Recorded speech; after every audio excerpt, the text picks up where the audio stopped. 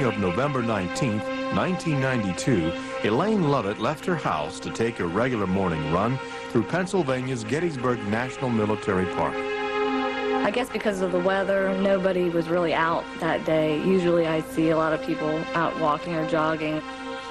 Elaine didn't know that a large male deer belonging to James Bevenauer had just escaped from its pen. I don't feel that a lot of people know how tame you can make a white-tailed deer. Bevenauer's tame runaway deer was about to attack. I felt something tap me on the shoulder, and I was expecting to turn around and see somebody maybe I knew. However, I turned around and there was a very large buck, you know, pretty much staring me right in the face. I'm only 5'4", and he was huge. For more than 10 minutes, Elaine tried to lose the deer, but the buck continued to follow her. As I turned at one point, then he came at me with his head down, and his antlers caught me in my lower abdomen. I was screaming as loud as I could for somebody to help me, and nobody was around, and I thought, I can't believe this is happening. In this deserted stretch of National Park, the deer attacked Elaine for more than 20 minutes, butting her with his antlers and tossing her into the air. I was never so terrified in my life because I was with this crazy animal. I didn't know what he was going to do. And I just remember thinking, I can't believe I'm going to die like this. Luckily for Elaine, park supervisor Bill Myers had gone out to inspect the east end of the park. He would find Elaine lying in a ditch beside the road, with the deer standing nearby. I looked at the person, and they were very beaten up. There was puncture wounds in the thighs. The arms were bloody, the hands were bloody, and the person was more or less in a fetal position. And I looked at the deer again real quick, and I said, I got to get this person out of here. Myers rushed Elaine to the hospital, where she was treated for broken ribs, puncture wounds, and deep lacerations. She also tore ligaments in both hands, trying to fend off the deer's antlers. He just was like a bulldozer.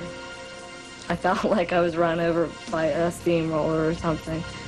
The strength was just incredible. Authorities later shot the deer, and Elaine filed suit against the deer's owner, James Bevenauer.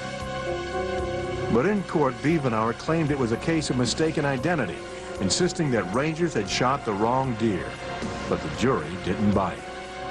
Bevenauer was found liable for the attack, and his homeowner's insurance paid Elaine Lovett $250,000. If you own a wild animal, or an animal that's basically wild even though it's domesticated for the time being, you could be liable for what are called exemplary or punitive damages. The enclosure he was kept in wasn't adequate because the deer pulled the fence up. Certainly a woman has a right to walk in the park, and it's not her fault. I still wake up from nightmares about it in tears. I can't even to this day look at a deer, and I try to say to myself, now, a normal wild deer is not going to do this to me. Owning and trying to tame wild animals is a risky business. So-called domesticated wild animals that have lost their fear of humans can be especially dangerous when they revert to their natural behavior. Still ahead, 2 Rottweilers threaten animal control officers. A grizzly bear attacks a camper in Alaska. An elephant turns on a trainer at the LA Zoo. All on When Animals Attack.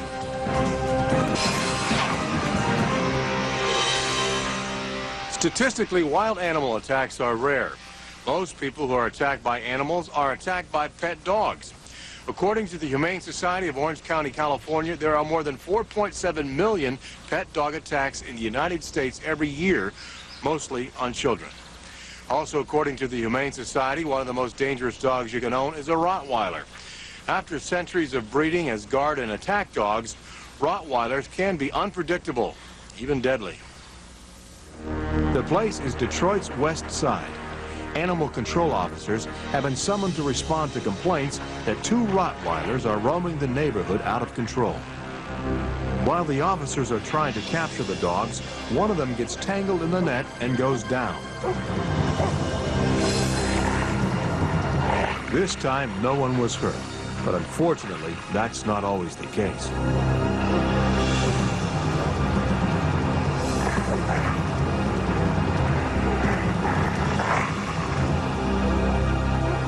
These days, being a responsible dog owner is more important than ever. In most cities, animal control officers are simply unable to respond to all of the complaints they receive.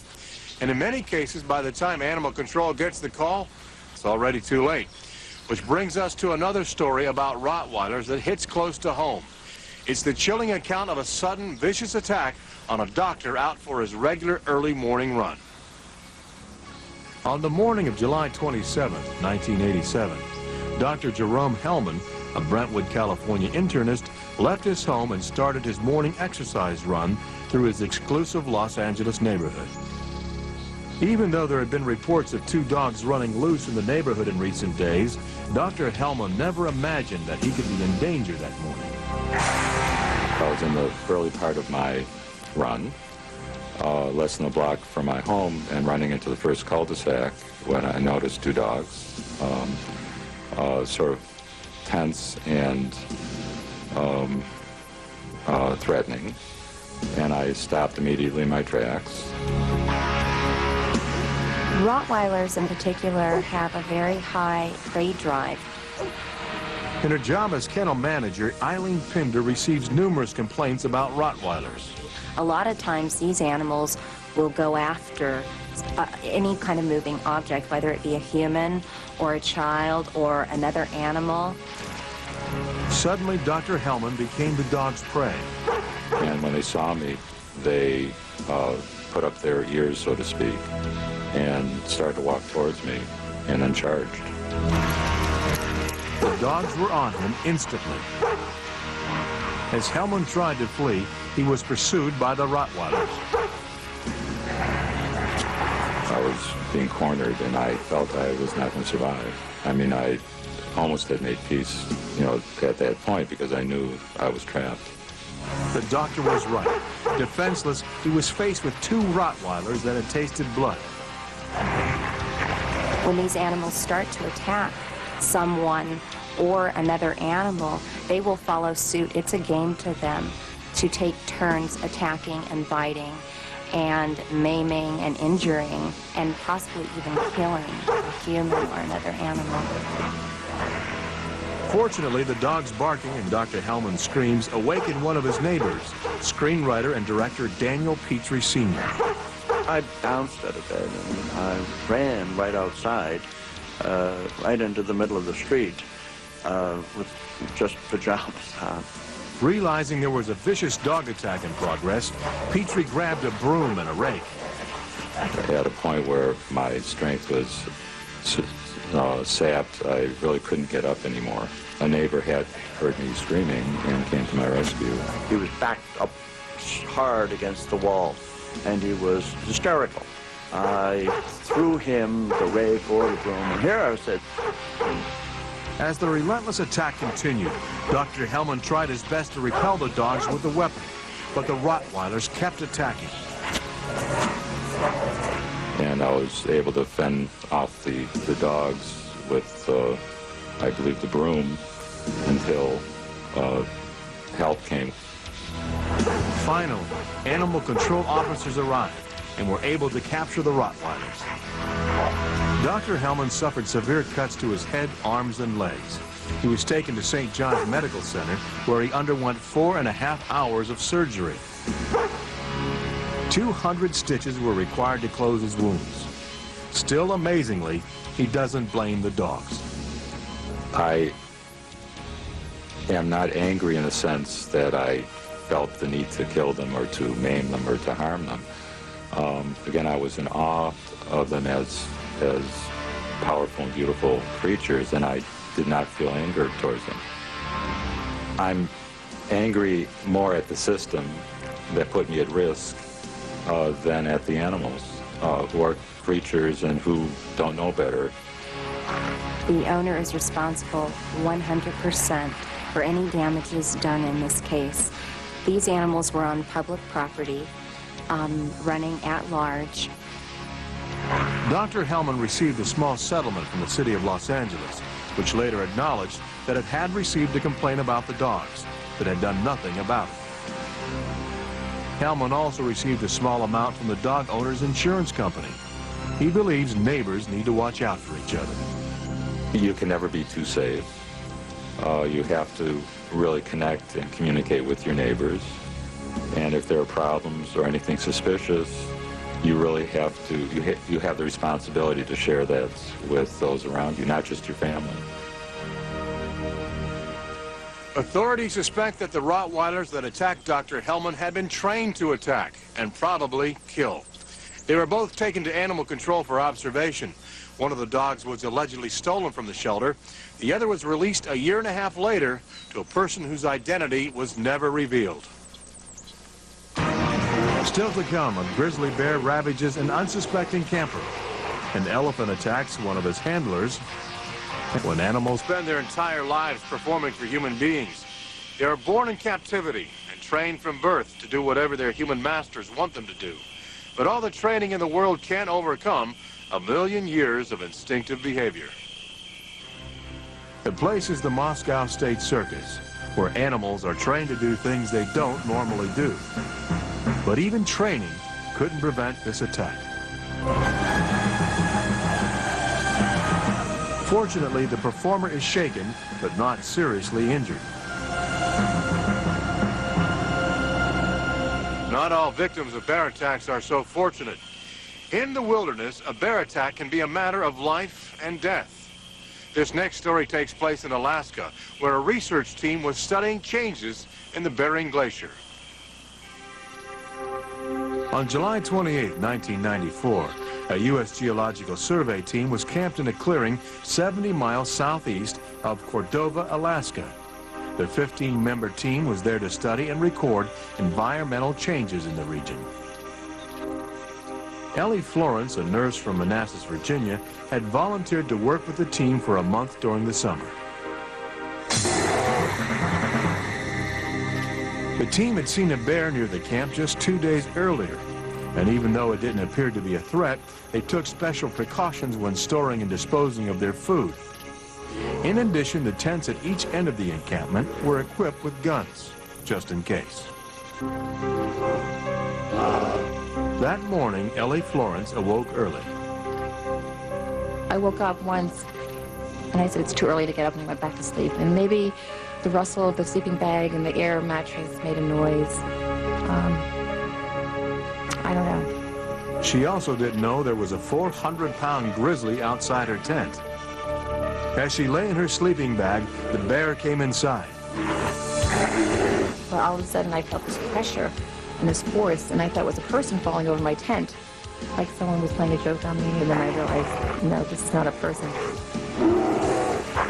And I started screaming, and the next thing I was yelling, bear, bear, and I was just holding my arms up like this. That's all I could do. And I felt like I was being like batted like this way, that way. I knew I had to get to my gun, which was at the foot of my sleeping bag. So I got to the gun, but I couldn't see anything. All I could see was the, like the tent in front of me. And I didn't want to just shoot, because I knew there were people out there. Armed but afraid to shoot, Ellie tried desperately to shield herself from the vicious attack. Her cries for help awakened team member Mike Herder. And I heard Ellie holler out, bear. And it woke me up right away, and I got up and I grabbed my pistol, and then I heard her scream again, bear. And that's when I came out of the tent, and I looked down the line, and I saw this bear on top of her tent, and the tent collapsed. I started running and hollering at the bear, and it looked back and looked at me and then went right back to what he was doing, so I hollered again, and it stood up, and so I fired one shot at it, and it injured it. Herder had no choice but to shoot the bear. Ellie was trapped, the victim of a savage attack, with no place to run.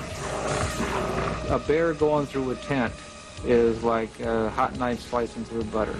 And once it's intent on doing something, unless it's really thrown off, she wouldn't have been able to outrun it at all. Herder's second shot drove the bear away, giving Mike time to retrieve a shotgun from the communications tent. I know once you injure a bear, you've got to pretty much put them down. So I went after it and I finished it.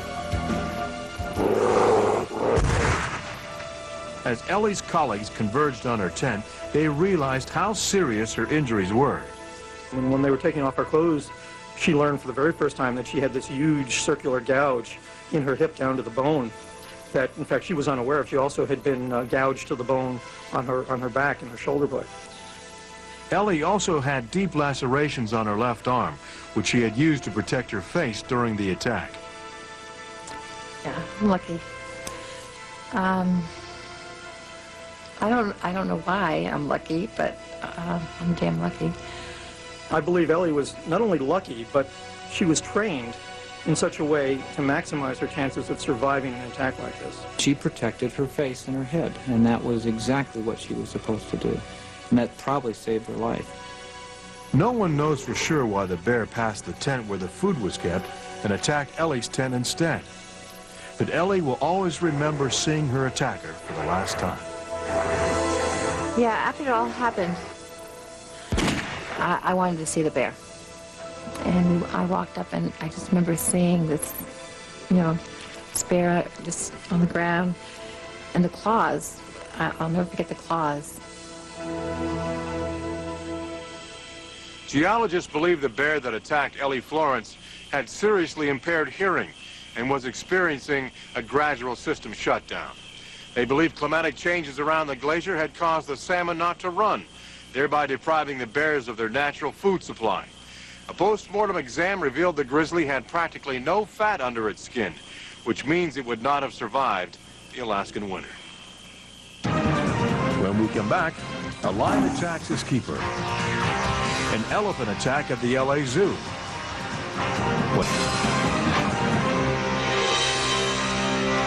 Earlier, we saw what happens when trained animals attack. We look now at what can happen when wild animals held in zoos and animal parks turn on their handlers. We begin at Lion Country Safari in Palm Beach, Florida. On December 12, 1993, Katrina Dillon was working in a compound where the lions are kept when they're not roaming free. She thought the lions were all locked in their cages, allowing her to work safely in the center portion of the compound. She didn't realize a 450-pound lion named Helmet had managed to open the door and get out of his cage. As I was walking back around to the center aisleway, I came face to face with him. We were 9 or 10 feet away from each other. The lion attacked. Every time that he would grab me, he would throw me, and then I would try to either pull myself or try to crawl or something. Every time I moved, he would grab me somewhere else and throw me again. The enormous lion was playing a deadly game of cat and mouse with his victim. Probably about 5 or 10 minutes into it, everything about Helmet changed. His eyes just changed. And that's when he grabbed my throat. Lions kill by suffocation. And that was the only time during the attack I gave up. I just figured I'm gonna die. I couldn't breathe, and I remember, saying goodbye to my family and saying I love you. I don't know why all of a sudden he dropped me, and he ran over to see another cat that we had up there at the time. For some reason, it was long enough for me to be able to pull myself inside. And I was able to pull the door shut. It was at that point that Katrina's boss, Ed Schneider, arrived to find Helmet on the loose.